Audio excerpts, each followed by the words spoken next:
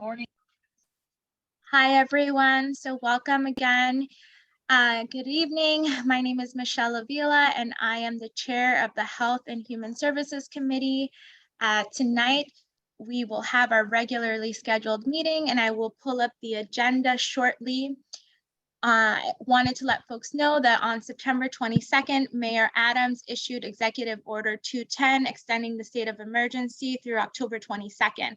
Accordingly, boards are able to continue to act under the state of emergency section of the video conference law, chapter 56 of the laws of 22 part WW. This allows the board to continue remotely. Minutes and video recording will be available on our website.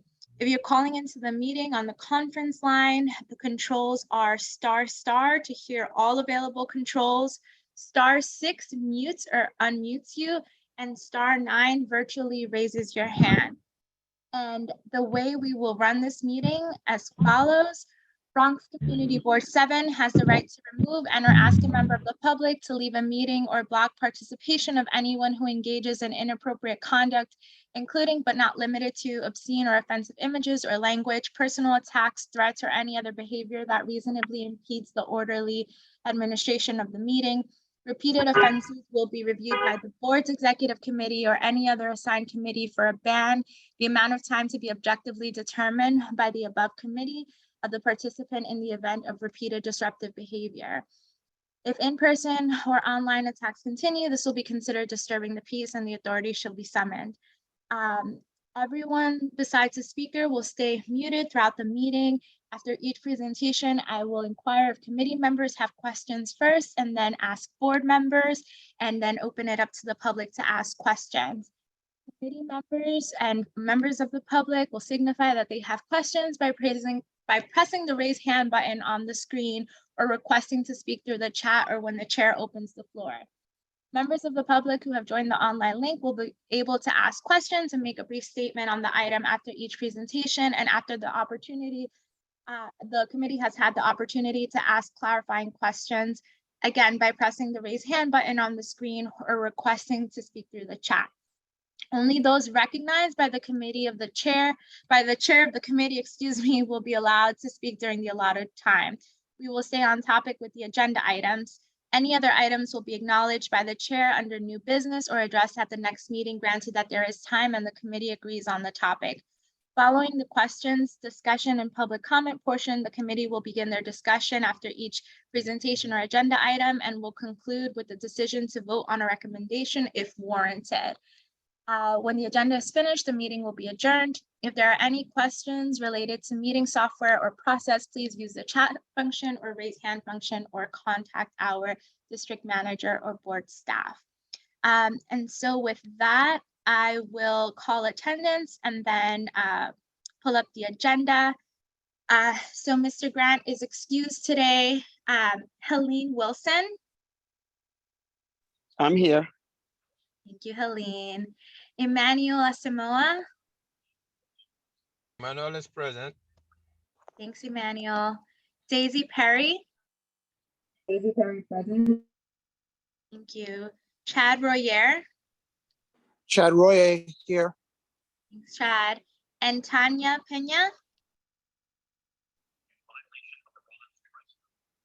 Tanya Pena.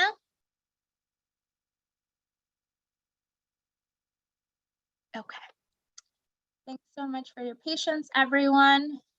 Pull up the agenda.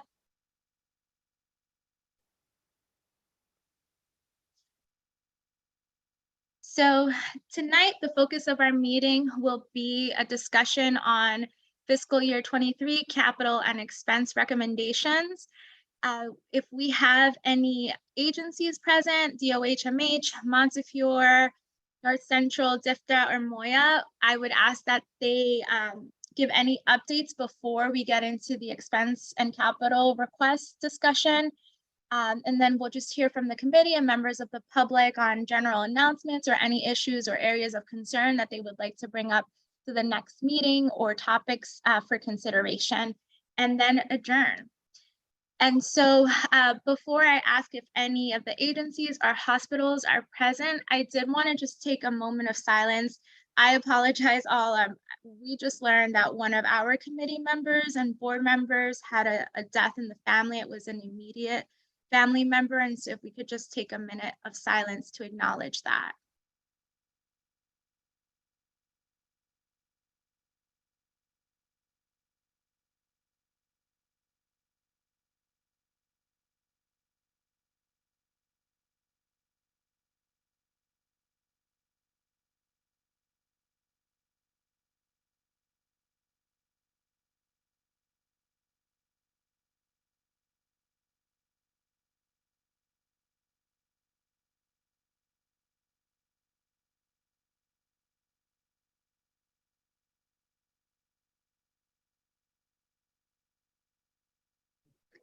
Thanks so much, everyone. And so I will ask if we have anyone from DOHMH present. Kenneth, I thought I saw you on. If you have any updates and would like to unmute yourself, feel free. Thanks, Michelle. Hi, everyone. Kenneth Johnson here from the Community Affairs team at the Health Department. I just have a few updates regarding monkeypox and COVID. So I'll be brief. Just quickly, just wanted to let you all know that the Health Department moved forward with a name change. So now we'll be referring to monkeypox as MPV. So you'll start to see that on a lot of our external communications. We've been doing this internally for a while. We were waiting on CDC or the World Health Organization to make this switch, but since nothing's happened, we decided to move forward ourselves. The state, New York State, has made an emergency rule change to temporarily classify MPV as a sexually transmitted infection. This is just a temporary change so that minors can access care related to MPV infections. Previously, under the previous guidelines, minors had to be accompanied by adults or a guardian, a parent or guardian, to receive care, vaccination, or other services.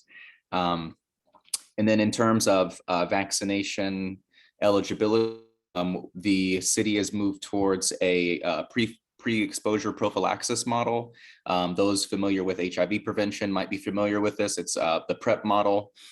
Basically, this means that anyone who's at risk, may be at risk, or suspects that they're at risk or have been exposed are now eligible to become vaccinated. And this means people of any sexual orientation, any gender identity, regardless. The only eligibility criteria that exists now is that the person has to have at least one anonymous sex partner. And so, now that, we're moving forward with the intravenous or intradermal vaccination strategy, the supply is a lot higher. And so now we're able to open up the eligibility criteria to everyone. And then on the note of receiving vaccinations, it's completely safe to receive the MPV vaccine along with the flu vaccine, HPV, and any other vaccinations as well, including the COVID booster. If you have any more questions, I would recommend reaching out to your primary care provider. And then lastly, just want to put in another plug for the bivalent boosters, now available for everyone age 5 and older. You can get this at the same time as your flu shot, as I just mentioned. And that's all that I have for you all. So if there's any questions, happy to take them. Thanks, Michelle. Thanks so much, Kenneth. We so appreciate your updates and really exciting news that we're moving forward in a positive direction in terms of vaccinations and addressing these multiple pandemics that we're having. I wanted to ask if any committee members have any questions for Kenneth on his report.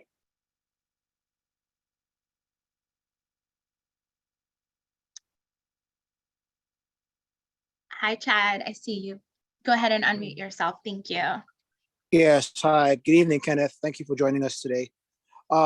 So you mentioned something about the MPV being now classified as an STD. That takes effect immediately? No, that's not what he said. It's temporarily classified as an STI, sexually transmitted infection. STI, I mean, sorry. Yeah, no worries. Yes, that went into effect last week, I believe. Okay. And All right. it's just to clarify, it's a temporary classification just so minors can access services. We don't anticipate this to be a permanent change. As we all know, MPV is not a sexually transmitted infection. There's plenty of ways that a person can become infected other than sexual contact. Got you. Thank you for that. Of course. Kenneth. All right. Thanks, Chad. Helene, go ahead and unmute yourself. Hi, you said something about the last vaccine, and you said that vaccine you can get. I don't understand. What is that vaccine? You spoke of several, but the last one I'm not familiar with. Right. So if a person were to be vaccinated against different strains of hepatitis or the flu vaccine, all of those vaccines are safe to receive at the same time. So that includes the MPV vaccine, the flu shot, and the COVID booster. Those are the main three that we see people receiving right now. Just to inform people that, you don't have to delay receiving the vaccines. You could, if you wanted, you could receive them all at the same time. But of course, it's always important to discuss these kind of things with your healthcare provider. Thank you. No problem. Helene, do you have any follow-up questions to that? No. No? Awesome. No. Any other committee member? Members of the board present, any questions for Kenneth? I have no questions. Thank you. Thank you. And members of the public, any questions?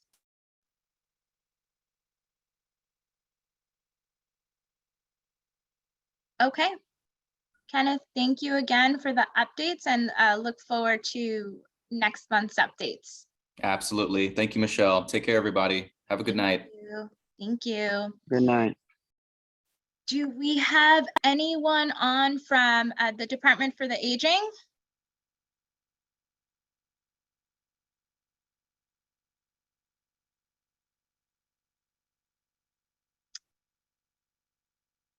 Any representatives from the Mayor's Office of Immigrant Affairs?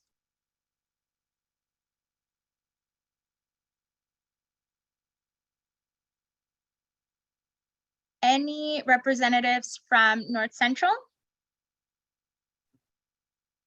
Hey, good evening, CB7 family. How is everyone? This is Alfredo Jones. Hi, Alfredo. We good. are good. Thanks Good. so much for joining us as always.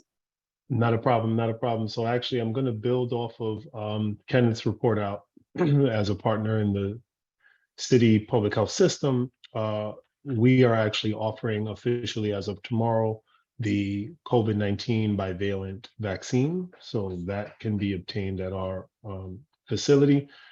We do have primary care running it. If many of you may remember, during the height of COVID, we had a center that was solely dedicated to this kind of work. And we've moved away from that setup at many of the acute hospitals, and North Central is one of those, where now it's done within the primary care practices.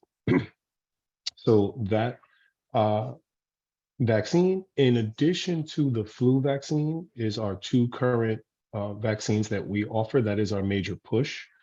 The MPV that Kenneth spoke of, formerly more readily known as the monkeypox vaccine, is really being administered through Lincoln at this point as a major hub for the Bronx and New York City health and hospitals for access to that vaccine. We are preparing for the winter months, right? So we've tried to learn from our last two seasons that as the temperature outside drops, the rates inside increase. We haven't seen a strong uptick as of yet. I believe our current COVID-19 positivity rate in our neighborhood is around 20%. And about a week or two ago, I think it was 23. So we're actually just kind of maintaining. I wouldn't call it a drop really, because it can pivot at any time. So it's steady. The admissions that we're getting are not currently COVID only. we tend to find out that a patient may or may not be positive upon admission for something completely different. We're not seeing patients come in, excuse me, for COVID itself. So I just want to make folks aware. Masking is still an expectation within our organization, although recently there was a CDC update stating that you can wander without a mask.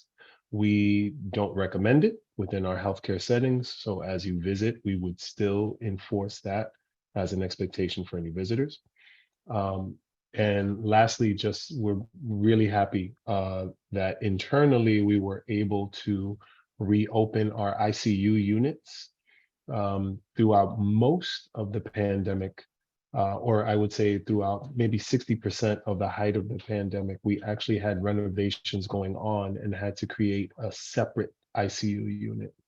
Our original ICU unit is a little more traditional in the sense that each patient has their own room. In our sort of temporary unit, we had more of what's deemed an open concept. So we have closed that open concept. We've moved back to a traditional unit. And now in the traditional unit, we actually have the capacity to absorb even more patients. So although we hope that our community doesn't get sick enough that you have to go there. We have been seeing many, many more admissions, but that is truly because of a partnership with Jacoby. So it hasn't necessarily been rates from the Community Board 7 population. It's kind of been rates of us sharing beds with Jacoby, which I believe is Community Board 10, if I'm not mistaken, it's either 10 or 11. So we're getting many, many more patients from this side of the Bronx moving over to the NCB side. And for now, that's all. Thanks so much, Alfredo. That is great to hear in terms of opening up the expanded ICU unit. Again, hopefully folks don't need to end up there, but it's nice to know that, you know, we have that available should folks need it, and that it's a more private setting. I had a question about the COVID vaccination. So just to clarify, it's being done in the primary care setting, meaning that it's not a walk-in. You would need to make an appointment with a primary care, either a physician or nurse practitioner, and go that route versus what you described you all were doing earlier, just walk-in clinics where people would go get online and be able to take the vaccine. Is that correct? That is correct. Okay. The recommendation, I want to say we sent it last time, and I can actually send it back to you again, is using the, I don't want to misspeak, the vaccine finder from our partners in the Department of Health. I actually believe the last time I checked, we were there. And so you're able to even get an appointment through that. It's best that you schedule yourself. We currently are not in a position to offer the walk-in version, the walk-in clinic version. Gotcha. Thanks so much for clarifying. And I'll drop that link into the chat momentarily. Okay. Any questions for Mr. Jones? Members of the committee, any questions?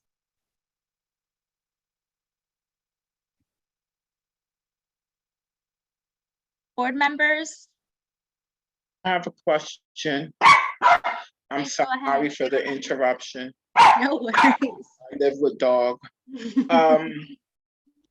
Are the vaccinations still free? Or does Yes. someone have to?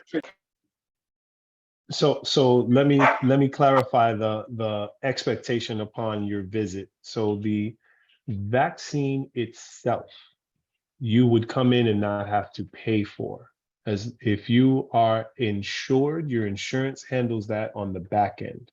You would not have to produce any copay at the time of us providing you the service.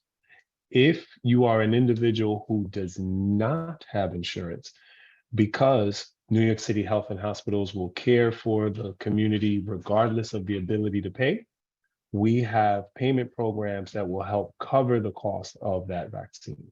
And that individual would see finance teams first to make sure it's transparent and they would know what to expect, if anything at all. Okay, thank you. You're welcome. Any other questions from board members? Any questions from members of the public?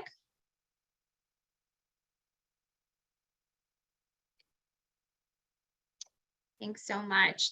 Thank you, Alfredo. And I just want to let folks know that Keisha sends us many, many events that end up in our listserv. So the weekly emails that go out and on our social media pages. So I think I got some last week for this week. I'll be sending those out shortly, but also just keep an eye on them. Alfredo, it seems like every week you all have multiple events. So thank you for keeping us informed of that. And I really Absolutely. appreciate your attendance and partnership.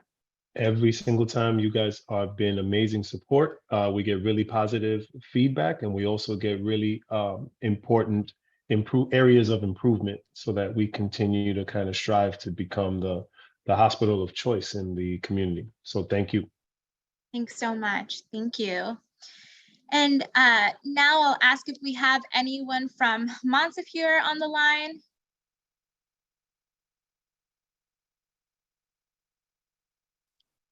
Anyone from any other city, agency, or hospital in CV7? Okay, wonderful. Before we move forward into our next agenda item, which are the expense and capital requests, I did want to give an update. So during our last meeting, we talked a little bit about services for seniors and acknowledging that there is a large senior population in Community Board 7. And so we did reach out to Department for the Aging and ask them to join a meeting. We will continue to do so and invite them so that they can, present on any existing initiatives that they have and how we can better inform ourselves to better inform our neighbors and our seniors of the services available. We also talked about the asylum and migrant crisis that the city is kind of coming across right now. And we did, again, ask for representatives from MOIA, the Mayor's Office of Immigrant Affairs, to come in. Unfortunately, they were not able to. And so that's another request that we will continue to reach out to and hopefully have someone join us during the next meeting or in the December meeting so that we can understand the city's response and how it's impacting our communities. I did find a really great one-pager on some immigration resources that I'm going to put in the chat, but really just encourage folks, committee members, members of the public, if there are specific things that you all see in the community that you want to bring to our attention, please let us know and we will reach out and do our very best to have folks from city agencies join us so that we can be better informed. Chad, I see you. Feel free to unmute yourself.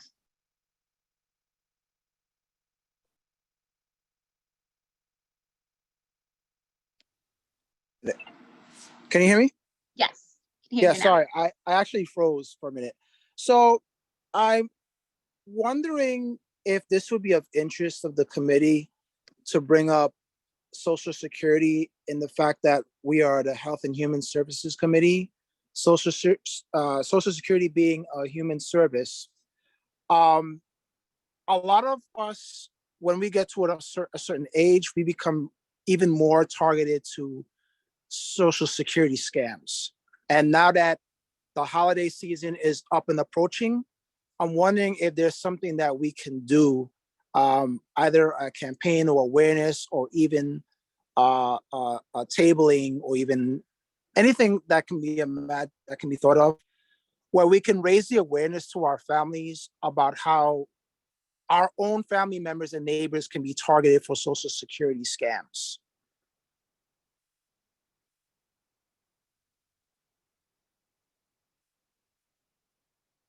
Thanks, Chad. Yeah, I think that's a great idea.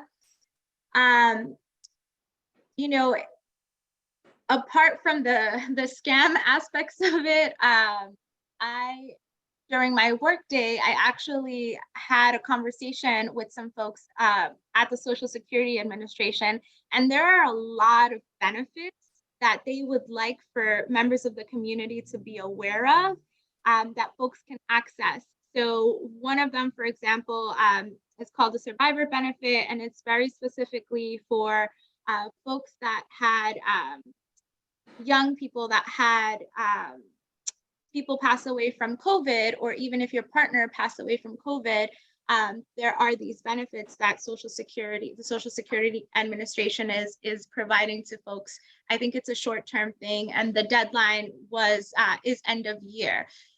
Through that conversation, they also talked about other benefits that people are just not as aware of. So I'm thinking maybe we do a webinar and invite the Social Security Administration to talk about kind of all of the programs and benefits that they have available, and maybe also talk about specifically the scams and how to steer away from that. Because I think you're absolutely right. You know, there's a lot of fraud going on in all different places. And so it's important to educate our community members and ourselves about, okay, yeah, you know, this is something that you apply for online versus this is something you have to go to the Social Security office to do. And that was one of the things that me, myself, I found it really insightful when we were having that conversation, understanding that there are some benefits that you can apply for online, but there are other benefits that you absolutely have to go in and like fill out a proper application with someone from there. So I think that's a great idea, and really thank you for bringing that up. Oh, thank you. Thank you. Okay, I see Helene's hand up, and then I see a comment in the chat. So Helene, if you want to go, and then I'll read the comment. Yes, I was not aware of that Social Security was giving out monies for people who had loved ones that had passed away. I buried 2 of my family members last year, and no one told me about that information. And you say that it closes out at the end of this year, this physical year. It's the organization shuts down its benefits at the end of this physical year. Yeah, Helene, so it is time limited. I can actually find the information and send it to you. And to be more specific, I believe it's a widow or a widower that's age 60 or older, a surviving divorced spouse, or a child. Okay, all right. Yeah. So thank you for clarifying, but I will send you the information that I got. Just so that you can see if there's any other category that would be applicable. Right. Thank you. Thank you so much. Thank you. And I see, Toby, your comment. Can we ask Oasis to join us to talk about the uptake in overdoses and needle use? Absolutely. We can definitely do that. I'm going to put this in my notes for follow-up. And AJ, I see Narcan. Yes. Be a great idea. Toby, did you want to elaborate on that? I just know that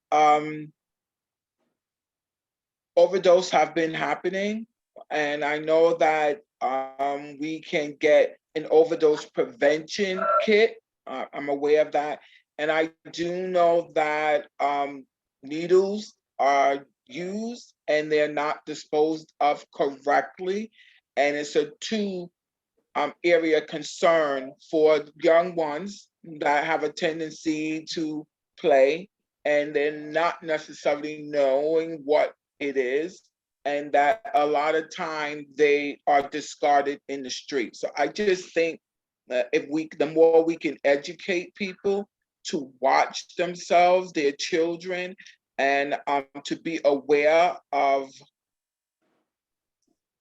that concern, and even the concern of someone who's been sitting in a specific spot for a long time, and so that perhaps they can alert an authority, someone in authority, because that's unusual.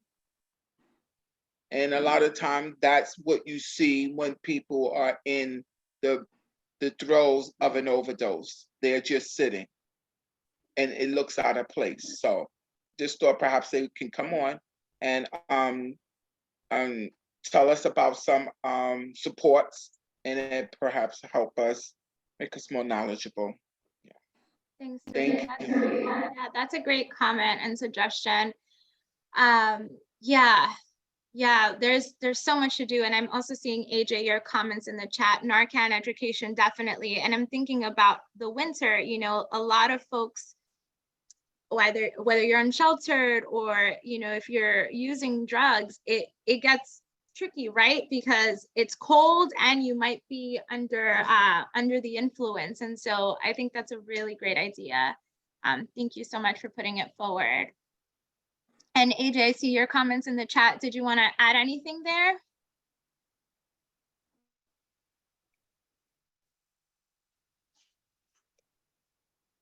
Okay. Anyone else? Any other feedback, thoughts?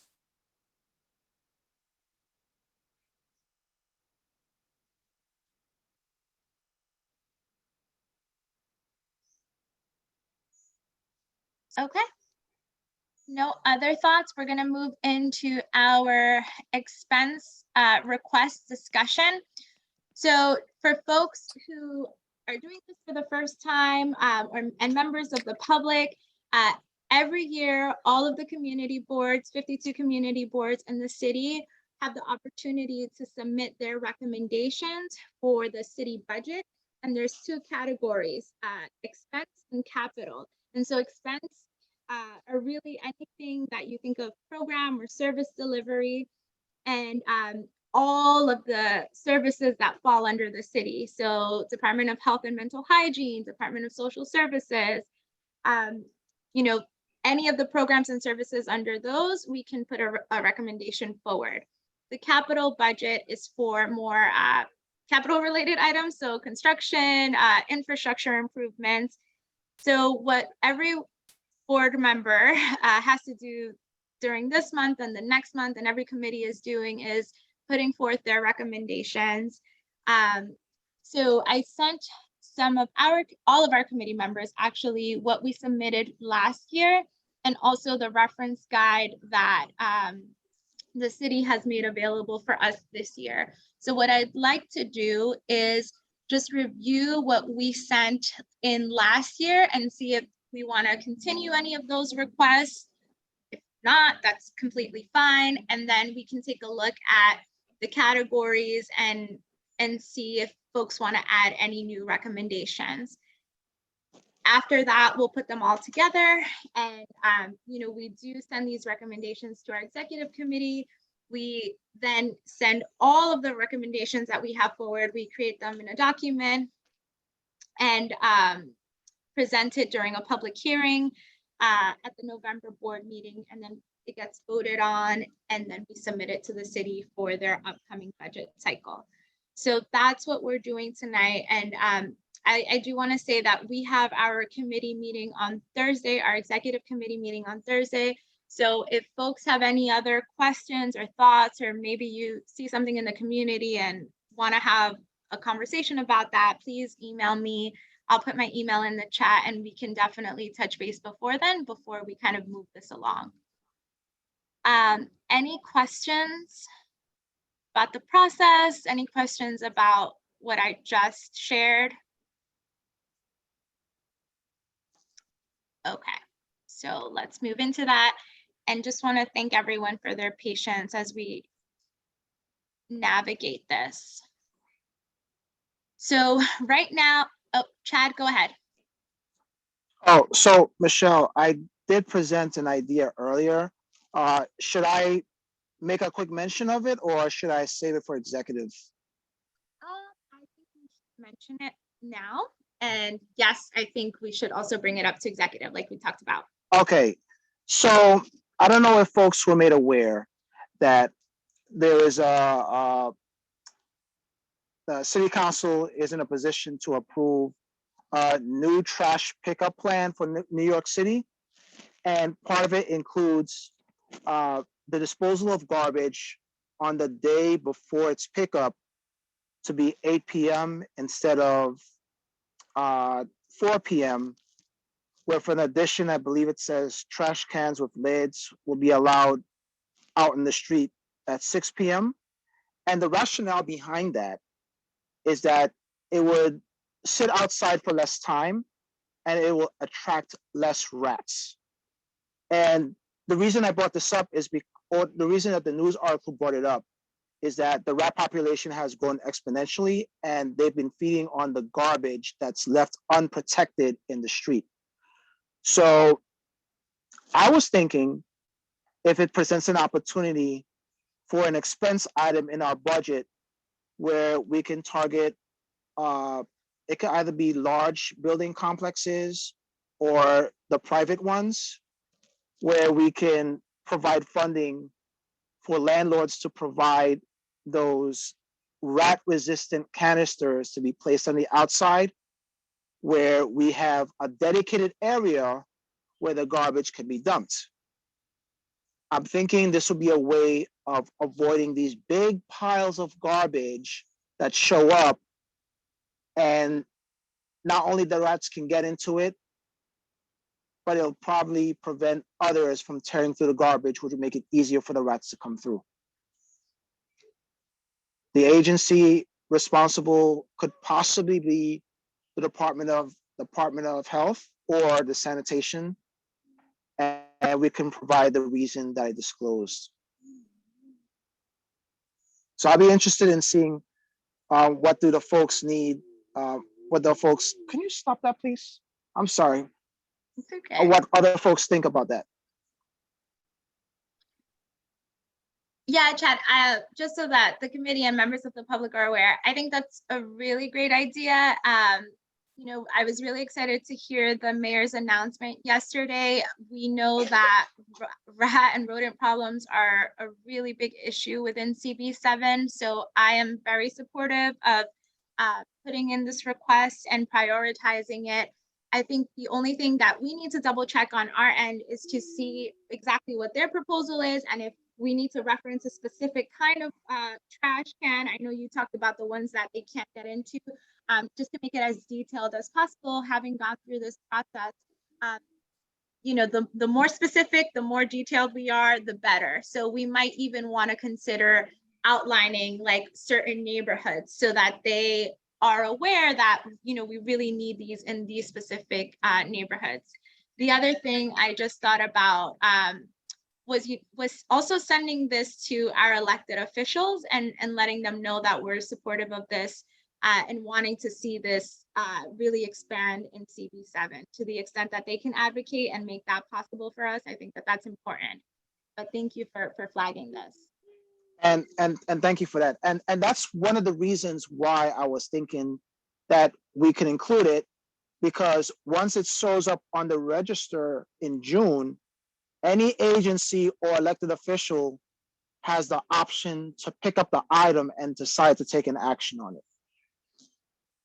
Even if the bill doesn't pass per se, it would still provide an increased level of protection and also hopefully set a standard, or at least we hope it would. Thanks, Chad. I see Helene, your hand up. Please feel free to unmute yourself.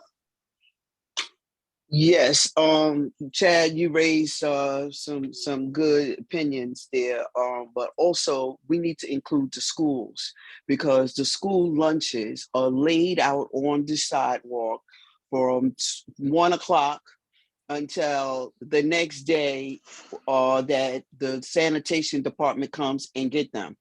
And that too attracts rodents along in residential areas. And other people are rummaging through the trash. So that makes it more unsightly, and then the rats are just all over the place, you know. So that would be a good idea for the schools to have those type of trash cans, so that way when they clean up the cafeteria, they can put that lunch in those special cans, and they can sit out on the side on the curb until sanitation decides to come and pick up. And I don't know if you all know, but sanitation don't come up and pick up school lunch until 3 o'clock in the morning. I didn't know that. Yeah, sanitation don't come and pick up school lunch until 3 o'clock in the morning. And by that time, the rodents have had a smorgasbord. Yeah. It was an all-night buffet. Yeah, that's a really good point. Helene, I didn't know that. And maybe it's also something, so we had talked about discussing this request with our executive committee and, you know, getting a lot of support from, oh my goodness, environment and sanitation, public safety and quality of life, which is another committee. We could even loop in the education and library committee and really kind of prop this up on the list. So I think this is a good segue into what we submitted last year. So in the chat, I put in the large document that has all of the community board requests. Community board 7's requests start on page 120, but I just took out the ones that pertain to our committee and the city agencies that fall under our committee. So we did include animal and pest control services, reducing rats and mosquitoes, but it was way down. I think it was like in the late 20s or early 30s. So my recommendation would definitely be to prioritize that, since that's such a big issue in our community. And I think we can add the point about schools as well, and making sure that we're calling that out. Yes, they need to cover pulled off them. Yes. Awesome, thank you. So we'll definitely add that. I'm taking notes, y'all. So if you see me looking elsewhere, I'm just trying to capture what everyone is saying here. You're disturbing me. I see. Okay, so last year's request, we also included a request to create or promote programs for education and awareness on preventing chronic diseases, including smoking, promoting nutrition, physical activity. And this was because we know that the Bronx consistently, unfortunately, ranks the highest in terms of health disparities. And so we want to see more programs and services that are providing education in a way that's culturally and linguistically competent. So do folks feel like they want to keep that on? You know, do we table that one and not submit it this year?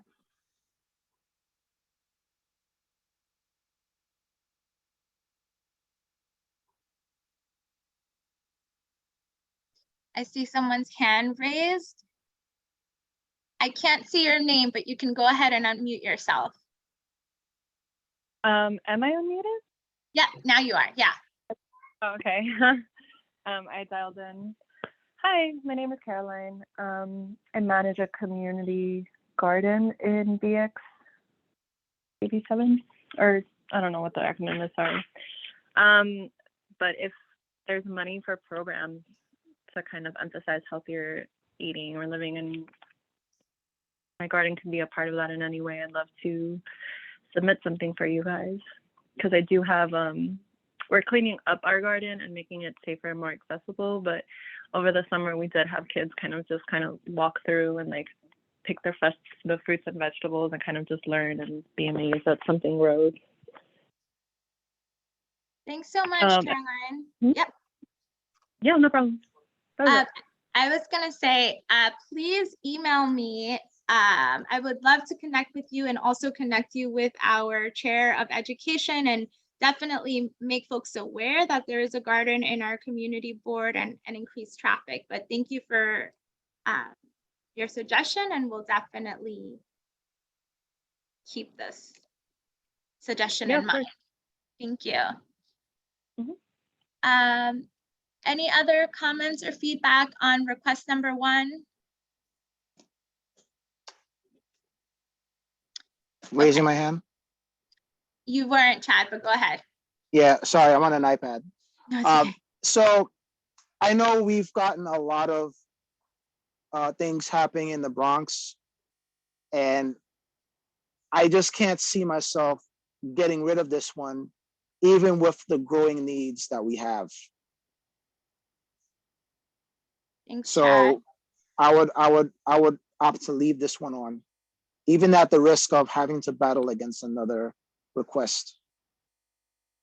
Thank you, Chad. Okay, Toby, I see your hand up. Awareness, education, awareness of preventing chronic disease, playing smoking, nutrition. I can't read that.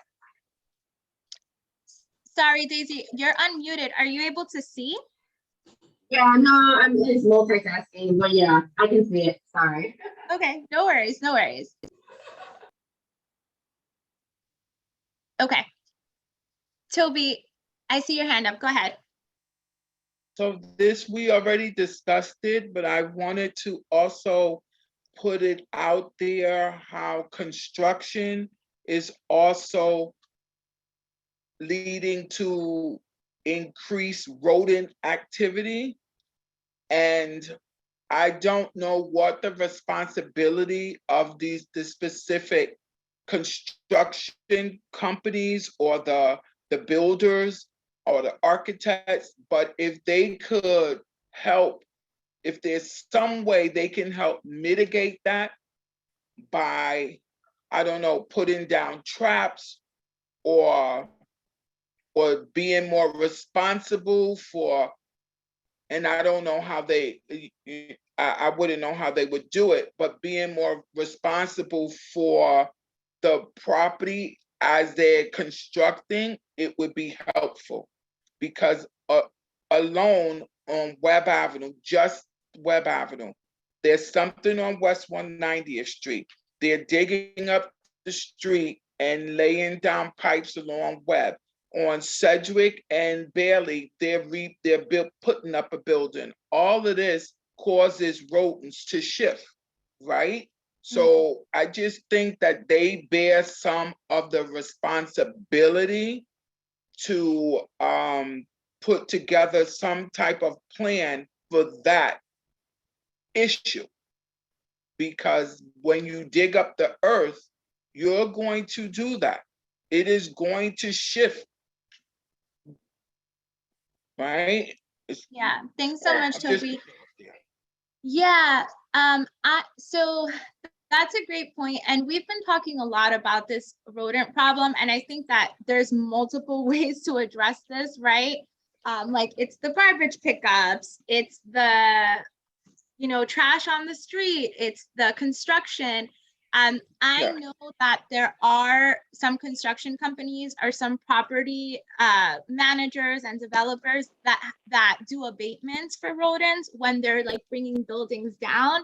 So I'm wondering, how we do that proactively, right? And maybe say like, as a community board, it's our strong recommendation that if you're doing construction, like you have to have an abatement measure because it, to your point, just brings up all the rodents. So that's a really good idea. And I definitely think this is something that we need to like take like a big picture approach to, because it's not going to be one thing. It really has to be multiple strategies to deal with this. Thank you so much. Thank you. Thank you. Helene, I see your hand up. Yes. You're actually right. Construction companies, when they are building buildings and opening up the earth, they are supposed to treat the ground because they know that it's burrows down there. And they don't treat it when they build it, and they don't treat it when they take it down. So that allows the rodents to run wild. And the other thing is that we don't have inspectors to go behind these contractors to make sure that they are doing what they are supposed to. So that it's like a free for all. If you don't have nobody monitoring the situation, then ain't nobody gonna tell if I don't do it, because it's expensive. So if they can cut a corner, that's a corner they cut. They don't care because they don't live in the community that they cut the corner in. Yeah. I mean, the most that we can do right now, I will say, is what we've been talking about for a while. So logging in, when you see like those big infestations and rat presence, make a complaint with 311, get your complaint number. Our office can then follow up with the Department of Health and Mental Hygiene, and they'll get an inspector to come out and like confirm that it's still an issue, and that's a follow-up. But to your point, Helene, I don't know if like the Department of Buildings, which is the city agency that you have to get the permits to do all of that, I don't know if they come out for like inspection of abatements. I you don't know? believe that they do, because if they did, we would see. Matter of fact, I live in 2663 between Bailey and Heath Avenue. I'm on my back of my building is on Bailey and the front is on Heath. And I'm going through a terrible rodent infestation. And it's one, because of the garbage, two, because of two buildings. Matter of fact, three buildings in my immediate community area that they are taking down and building up. Yeah. So Yeah. I have the exterminator on speed dial. Yeah. It's crazy. I could not even walk to the front of my building. That's how bad it was, or come in through the back because of the infestation. So yeah. I'm sorry, Helene. I'm sorry you're going through that. But unfortunately, it's something that most of our community is seeing. And Right. going Everybody's through, so. going through it. Everyone is going through it. Yeah. And it's got to be a quick fix. Like I forgot where I read at, but they said that they use cornbread mix and baking soda, and that killed the rodents. Oh, wow. Well, we need our city to do more. Something like that, right? So, It's yeah. not inhumane. They get to eat before they go. And so on. I hear Thank you. you. Yeah. No, Mothballs thank and you. dry ice do wonders. All the home remedies to tackle Yeah. this problem. Okay, so I hear everyone loud and clear. We're definitely submitting the request for the rodent mitigation. We're gonna prioritize that, ask them to move it up. And again, Toby, Helene, like we will talk up to the executive committee about how we can make some other requests with other city agencies to kind of tackle this in multiple ways. I did wanna also highlight request number 2, which is enhancing naturally occurring retirement community programs and health services. And these are programs that are specific for our seniors. We have a couple of senior centers in the community board. However, we know that during COVID, it's been a period of deep isolation, and our seniors have suffered. So I think the intention last year was to bring more services for seniors and ask the city to be more targeted about education efforts so that seniors know, like, oh, these services are available. So that's why it was on for last year. We can keep it on, we can remove it, we can deprioritize it. Would love to hear committee, the board, and the public's thoughts on that. Chad, I see keep it North. Okay. Anyone else on this one before we look at some new requests?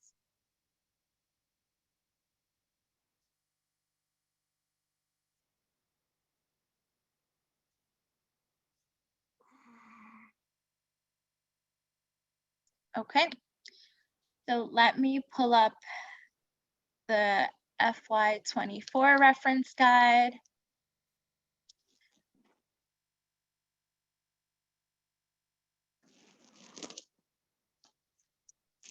So we're going to be focused on healthcare and human services, which are pages 4 through 8, and then those are all of the city agencies underneath those areas. AJ, I want to note, acknowledge, and say that I have PrEP on my list and the Narcan. Anything else from there that you wanted me to note?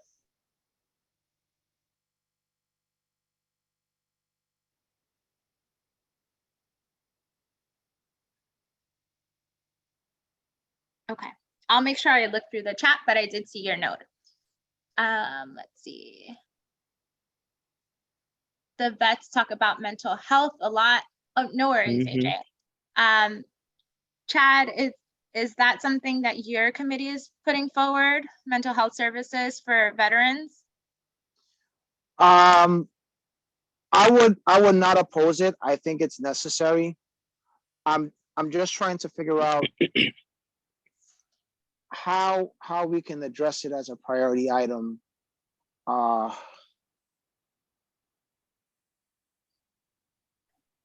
We can, you know what, Chad, we know that mental health is something that unfortunately is touching a lot of people right now. So we can put a more general request for mental health services for the general population, and that can come out of our committee.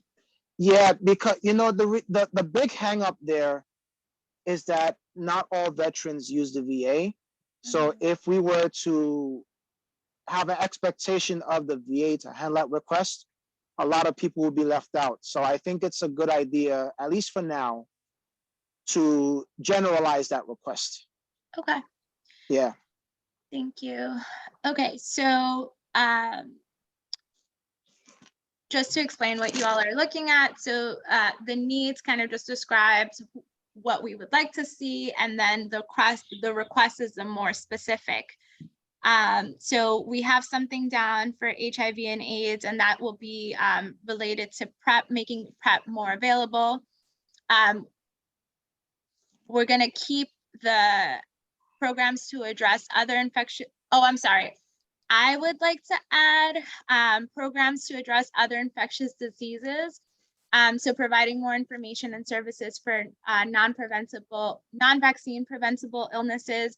In the last couple of months, we've seen not only MPV, formerly known as monkeypox, but also the resurgence of the measles. So I think there's just a real opportunity to continue educating people on infectious diseases and encourage them to polio. Polio, thank you, and encourage them to get vaccinated. So I'd like to add that request for this year around infectious diseases. Let me see, I'm gonna look at the chat. Yep. Thanks, AJ, got it. So here on this page, does anyone see anything that they would want to include or discuss with the committee? We're going to do the mental health programs. We're definitely doing animal and pest control services. Caroline, I think that's you with your hand up. Yeah, that's me. Okay, perfect. Go ahead. I dialed in, so I can't see if you're sharing something, so my apologies. But if there's anything about substance abuse for our neighborhood, our garden is located by 194th, like between, I want to say Valentine, and I'm thinking of like down to Decatur. Like that whole strip is just pretty heavily affected. So I'm just curious as to what is on the DOH-MH or this board's agenda for substance abuse. Thanks, Caroline. It's on our radar. Absolutely.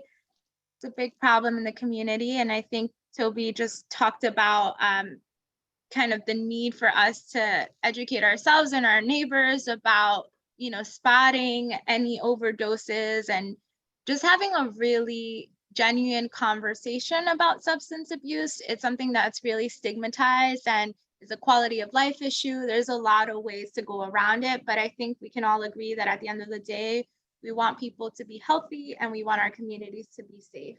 So, you know, I am definitely in favor of including a request around substance abuse education and programming for CV7, and we'll definitely be looking into inviting Oasis and other and organizations that do this work to talk about, you know, what can we do in the meantime, because we submit these requests and they're for the next budget cycle, and it just takes a while. I'll also say that the city is then able to respond, and most of their responses are, we'll look into it, or we'll try to address this with existing resources. And sometimes that doesn't happen, just to be quite frank.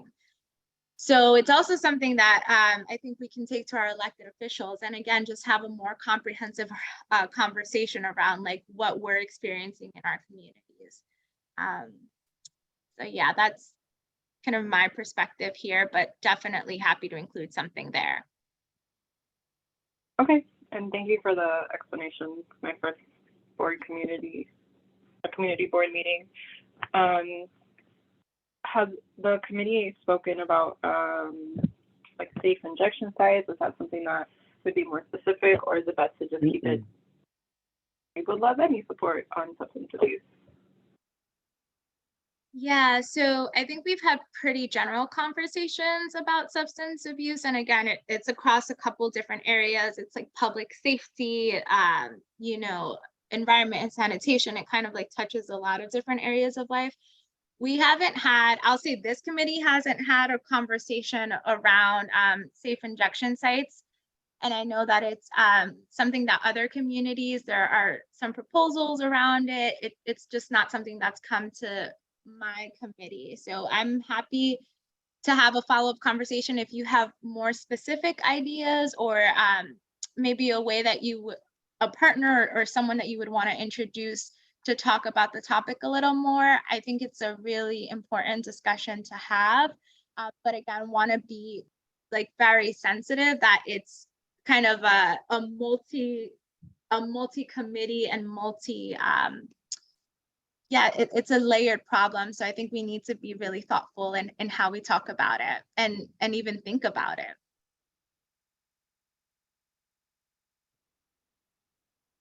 Yeah, agree. Thank you for hearing me out. Of course, thanks for joining. This is really exciting to have folks join and chime in about the things that they're seeing and that are important to them. So thank you for taking the time to be here with us. Helene, I see your hand up.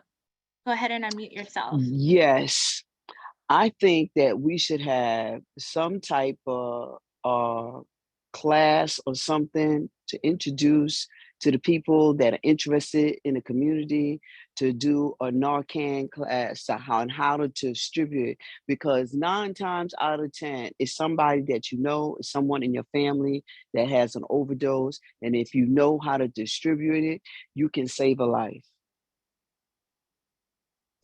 That's a really great suggestion, Helene. And yep, something I'm definitely noting. And again, I think we can do both things, right? We can submit a request, but then, you know, I know organizations that are working on this right now. Like, we have to find someone that, Yes. you know, can give us this information. And I mean, I wasn't even aware that Narcan is not that readily available in CB7. That was something that No, it's not. I went to a seminar and I received it. I received 2 packages for free, and I learned how to distribute it in that that class. But it's very knowledgeable on what you should be doing, especially if you have a cool head on your shoulders. You can do it and you can save a life. It's just like CPR. Only thing is you squeezing something into someone's nostril, you know. And like I said, it's always somebody you know, and knowledge is power, but you have to have it in order to use it. Absolutely. Thanks so much, Helene. Thanks for that. Do you have the organization's name? Maybe I can follow up with I will them. have to get back to you. I will have to look at my papers. Yeah, I will do that. Yeah, if you can, Helene, and you have my information. If you come across it, let me know. I have 2 organizations in mind, but yeah, just let me know. I think that would be a great training to do. Okay. Yeah, if I could just add to Helene's wonderful point about Narcan, it's very difficult to find and to have. I know they give it out for free, but it's not in this neighborhood whatsoever. And I've actually seen and reached out to an organization called On Point. On point. I'm not, Okay. yeah, On Point NYC. I'm not sure if you're familiar with them, but they have a mobile truck thing. No, or like, I'm not familiar, but I'm gonna look into it. You said On Point, right? yeah, On Point Okay. NYC. Yeah, they had a mobile unit right on the concourse in Kingsbridge. Mhm. And I've reached out, like, I want the training. I think my garden, because of where it is, should have some Narcan. Yeah, just sharing that. Yeah, it's important to have, and it's important to know how to use, because you never know when the opportunity appears that you may have to save a life. Thank you, Caroline. Thanks, Helene. And I'll look into On Point too, Caroline. Thank you. Thanks for that. Chad, I see your hand up. Oh, I actually typed my question. Forgive my ignorance. I'm just wondering if anyone can answer, why is it that Narcan is so difficult to find?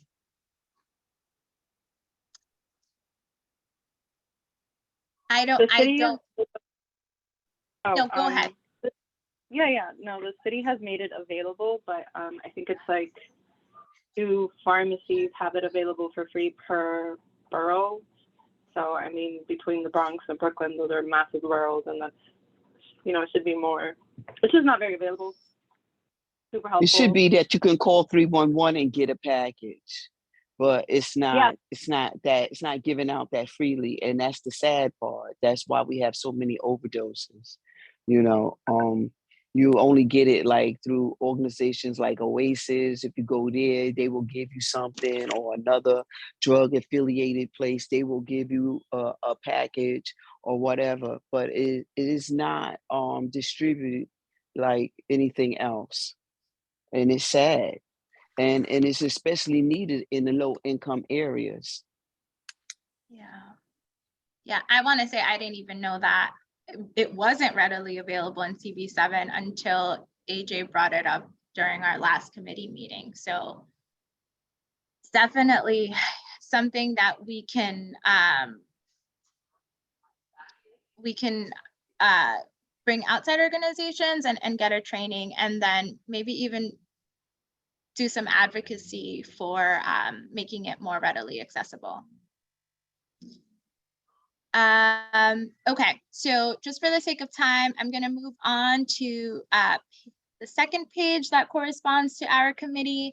So this is for needs for healthcare facilities and Health and Hospitals Corporation.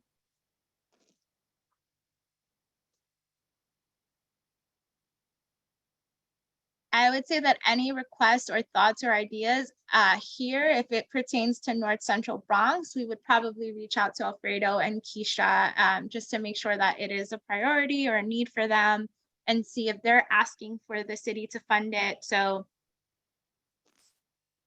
want to make folks aware of that.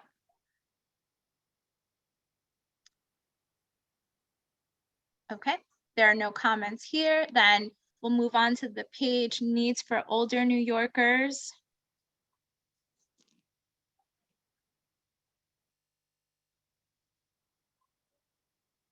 So our request from last year is the last one listed here. Do folks see any other programs or services that they would like to see on our recommendation list for this year pertaining to seniors? Crime prevention. Okay, let me see, crime prevention. Okay.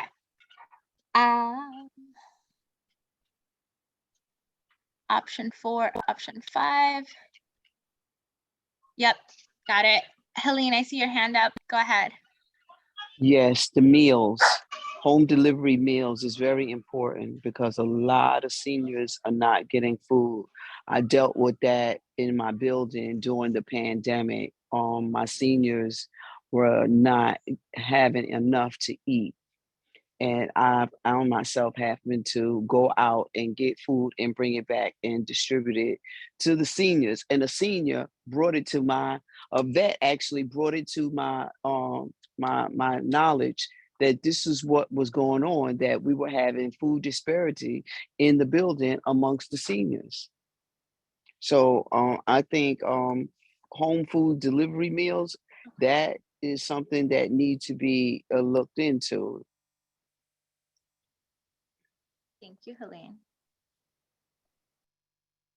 And I want to say that during our in-person meeting last month, there was another woman who actually started a program within her building. And I think it's taken off, but there's definitely a need there. So agree. Okay. Anything else for the senior pieces? Yes, this is Toby. Go ahead, Toby. Can we do some dementia training, or if that's possible, so we can, so that the public, the folks in our community can kind of gauge when their loved ones is having difficulty with their memory. Just this summer, I think 2 or 3 missing persons became missing simply because they could not remember how to get back home, and both of those individuals were in their early 70s. So I just think maybe if we can have a workshop.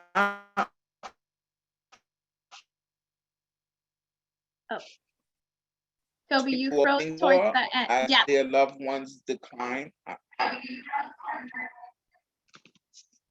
Okay. Yeah, I was just saying, is it possible to, I'm sorry. Was I understood? Yes.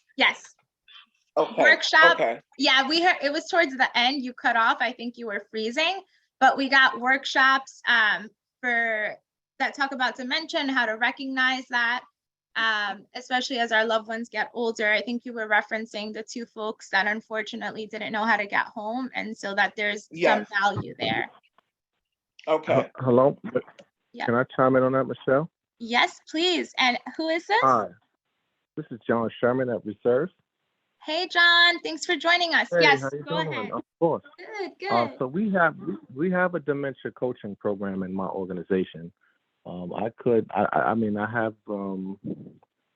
reach back out to you and send you an email with the phone number or send a flyer to you guys just related to it, so you can reach out to our person who handles the coaching aspect of that. They usually do home evaluations, but I could chime in and see if they wouldn't mind doing either Zoom presentation, have one of the coaches present and just give you guys some information on that.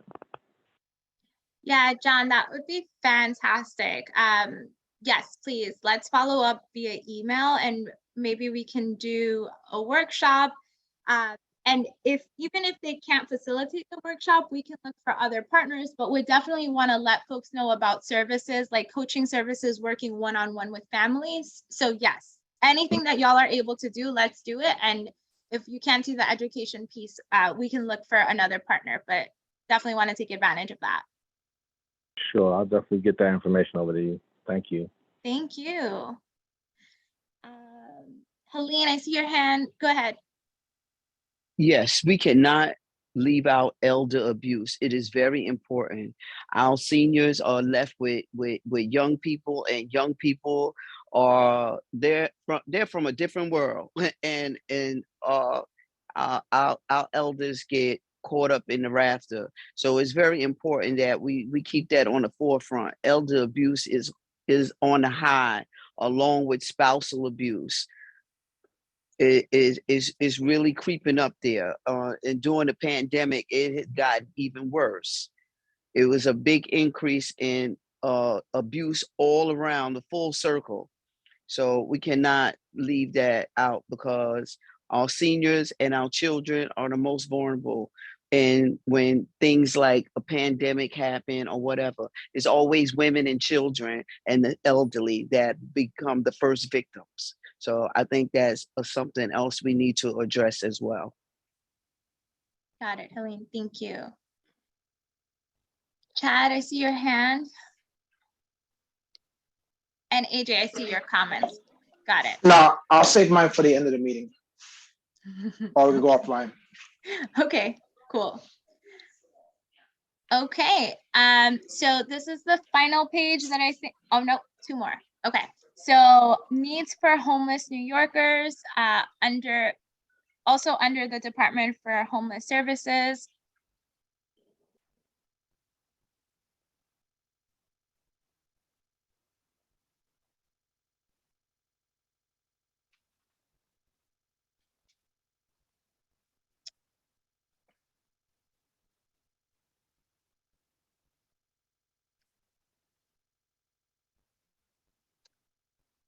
So I will say that I'm considering expanding street outreach. I know that there's a sizable unsheltered population in different parts of CV7, and this also comes up quite a bit during our executive committee meetings. So having folks from the Department of Homeless Services that go out and do outreach and try to connect folks to services, I think is important. Happy and open to hear other folks' thoughts, but that's something I'm considering.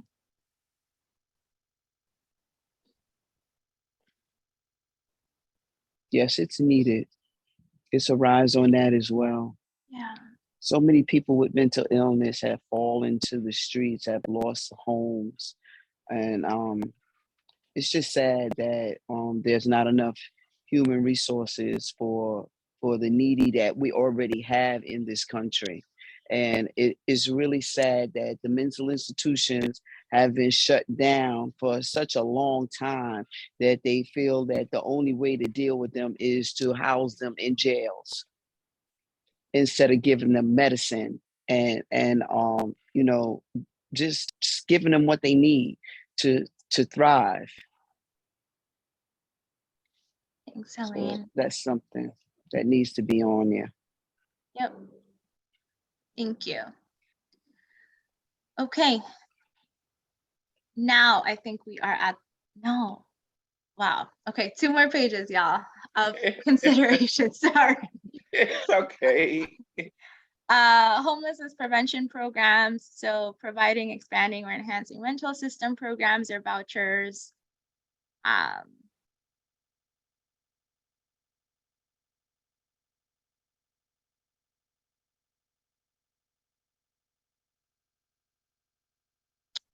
Okay, no one has comments there. So needs for low income and vulnerable New Yorkers.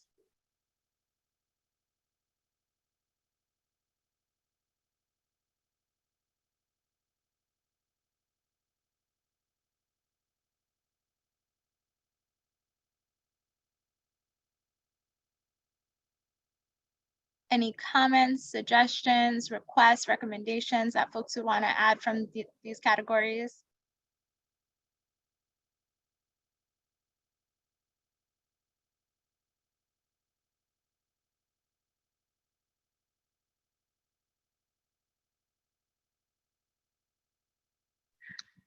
Yes, they should expand the emergency food program because, like I said before, there's a lot of people out there hungry and children as well, because some of them only get a meal when they are in school or after school. That's what they thrive off of.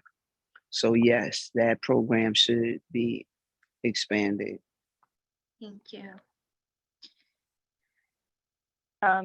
Just to add on to Helene, yeah, it really should. I remember the lines from just like entire families for any type of free food from the schools during like the really early parts, and then again this past summer. Really should be like year round, honestly. Thanks, Caroline. Absolutely. Okay, I think we are done going through the categories. I want to say thank you so much to you all. This was really generative. So now we'll type up these requests. We have to give a justification for them. We'll submit them. Even when this goes on as part of the city budget process, like I said, it does take a while, but I think what I feel really valuable in addition to doing that part is also understanding like what we as a committee and as a board want to see in terms of education and programs and services. So I'd love to share this with our executive committee and also, you know, reach out to the different partners. I heard Narcan trainings. I heard, you know, PrEP and PEP, the need for that. There were a lot of different points that I think we can actually move on right now. Like we don't need to wait on this larger process. So thank you for that. This was a really, really good session. Really appreciate you all. That is really the bulk of our meeting. Unless folks have any other ideas or questions, we can move to adjourn. Chad, I see your hand. Go ahead. Yeah, real quick. So I was wondering if the opportunity presents itself, maybe our committee can host something in replacement of our meeting, but rather like what I did with the veterans last year, a roundtable where we can invite folks that are specifically discussing one subject or two subjects, and that way when we advertise the meeting, we can draw members of the community to let folks know we're talking about ovarian cancer. We're talking about why it's important to have hepatitis C evaluations during visits. Why seniors are targeted in such a, it's an idea for a future meeting. Not certainly if we can have it anytime soon, but maybe January or February. Thanks, Chad. Yeah, I'm definitely open to that. I think there's a lot that we cover during these meetings. So I always get really excited because I'm like, oh, there's so many topics, but I am really, really open to being more focused on specific topics. I think I've heard just from the last couple of meetings, like really wanting to address the rodent problem. So I'd love to propose an event on that. I think that this substance abuse in our communities and, how to keep our neighbors safe, like the Narcan, I think that could be a standalone meeting. Also hearing a lot about our seniors and the services and the things that we need in place for them. So we could do a whole separate event on that. So I think there's a lot of really good kind of topics that we already have. So yeah, definitely open to it. Thank you. So let's do it this way. Offline, the committee can have a consensus on which one or two that they want to start with, for one. Mm-hmm. And then we could space out the other meeting, let's say one in January, one in May, or one in February, one in June. I'm just throwing that out there. Just a thought. Yep, we can definitely follow up via email. Thanks, Chad. Yeah. That's a good idea. So, any other thoughts, comments, concerns?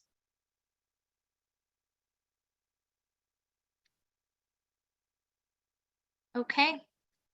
If folks don't have anything else, if someone wants to make a motion to I move to adjourn the meeting. Second that. You got jokes, Chad. Thanks so much, everyone. Really, really